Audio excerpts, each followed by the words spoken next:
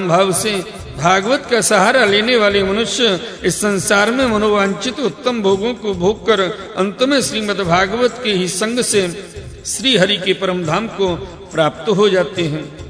जिनके यहाँ श्रीमद् भागवत की कथा वार्ता होती हो तथा जो लोग उस कथा के श्रवण में लगे रहते हों, उनकी सेवा और सहायता अपने शरीर और धन से करनी चाहिए। उन्हीं की अनुग्रह से सहायता करने वाले पुरुष को भी भागवत सेवन का पुण्य प्राप्त होता है। कामना दो वस्तुओं की होती है, श्री कृष्ण की और धन की। श्री कृष्ण के सिवा जो कुछ भी चाहा जाए यह सब धन के अंतर्गत है, उसकी धन संज्ञा है। श्रोता और वक्ता दो भी प्रकार के माने गए हैं, एक श्री कृष्ण को चाहने वाले और दूसरे धन को। जैसा वक्ता वैसा ही श्रोता भी हो तो वहाँ कथा में रस मिलता है, अतः सुख की वृद्धि होती है। यदि दोनों विपरीत विचार के हों तो रसाभास हो जाता है, अतः फल की हानि होती है। किंतु जो श्री कृष्ण को चाहने वाले वक्ता और श्रोता हैं, उन्हें विलम्ब होने पर भी सिद्धि अवश्य मिलती है, पर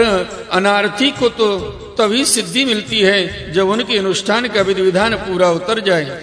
श्री कृष्ण की चाह रखने वाला सर्वथा गुणहीन हो और उसकी विधि में कुछ कमी रह जाए तो भी यदि उसके हृदय में प्रेम है तो वही उसके लिए सर्वोत्तम विधि है। सकाम पुरुष को कथा की समाप्ति के दिन तक स्वयं सावधानी के साथ सभी विधियों का पालन करना चाहिए। भागवत कथा के श्रोता और वक्ता दोनों ही पालन करने योग्य विधि यह है, प्रतिदिन प्रातः काल स्नान करके अपना नित्य कर्म पूरा कर ले, फिर भगवान का चरणामृत पीकर पूजा के सामान श्री श्रीमद्भागवत की पुस्तक और गुरुदेव व्यास का पूजन करे। इसके पश्चात अत्यंत प्रसन्नता पूर्वक श्रीमद्भागवत की कथा स्वयं कहे अथवा सुने, दूध या खीर का मौन भोजन करें, नित्य ब्रह्मचर्य का पालन और भूमि पर शयन करे, क्रोध और लोभ आदि को त्याग दे, प्रतिदिन कथा के अंत में कीर्तन करें और कथा समाप्ति के दिन रात्रि में जागरण करें। समाप्ति होने पर ब्राह्मणों को भोजन कराकर उन्हें दक्षिणा से संतुष्ट करें।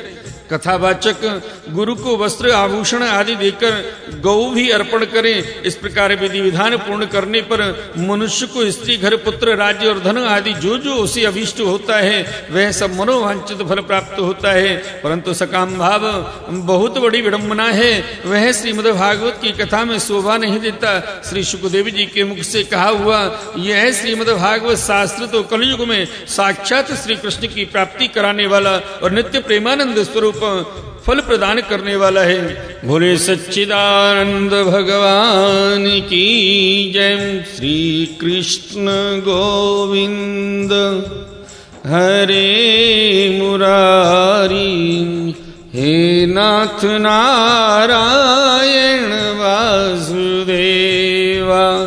श्री कृष्ण गोविंद हरे मुरारी, हे नाथ नारायण वासुदेवा। श्रीमन्नारायण नारायण नारायण, भजमल नारायण नारायण नारायण। जो नारायण जी को भजन करत हैं, जो नारायण भजन करत हैं, भव सागर से तारायण श्रीमन्नारायण नारायण नारायण, श्रीमन्नारायण नारायण नारायण। बोलिए नारायण भगवान की जय।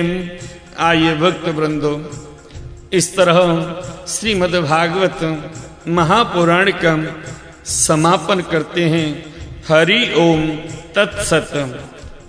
श्री हरि भक्त वृंदो, संपूर्ण होने के बाद श्रीमद् भागवत की पावन आरती का गायन करते हैं और श्रवण करते हैं।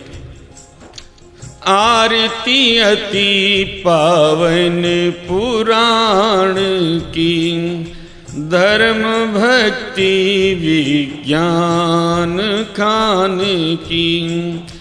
आरती अति पावन पुराण की, महापुराण भागवत निर्मल सुख मुख विगलित, निगमि कल्प फल परमानंद सुधा रसमय कल, परमानंद सुधा रसमय कल, लीलारती रस रस निधान की, आरती अति पावन पुराण की, कलमल मथनी त्रिताप निवारिणी, जन्म मृत्युमय भव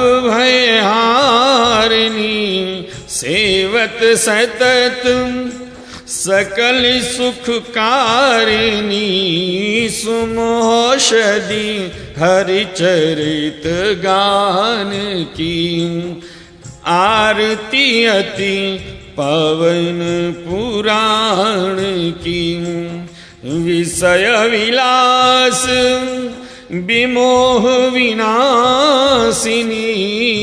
मल विराग विवेक विकासिनी, भगवत तत्व रहस्य प्रकाशिनी, परम ज्योति परमात्म ज्ञान की, आरती अति पावन पुराण की, परमहंस मुनि मन उल्लासिनी, रसिक हृदय रस रास विलासिनी, भुक्ति मुक्ति रत प्रेम सुदासिनी, कथा अकंचन प्रिय सुजान की, आरती अति पावन पुराण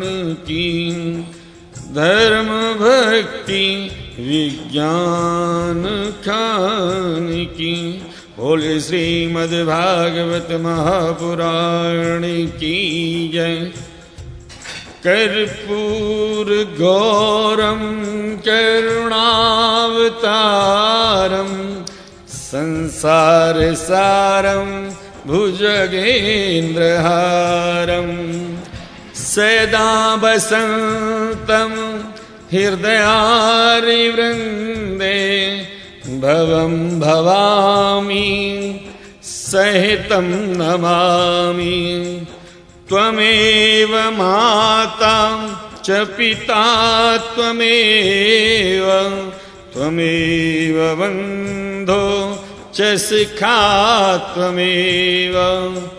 त्वमेव विद्या द्रवण त्वमेव सर्वं मम देवदेव। बोलिए श्रीमद्भागवत महापुराण की जय। पूर्णमदः पूर्णमिदं पूर्णात् पूर्णमुदच्यते पूर्णस्य पूर्णमादाय पूर्णमेवावशिष्यते।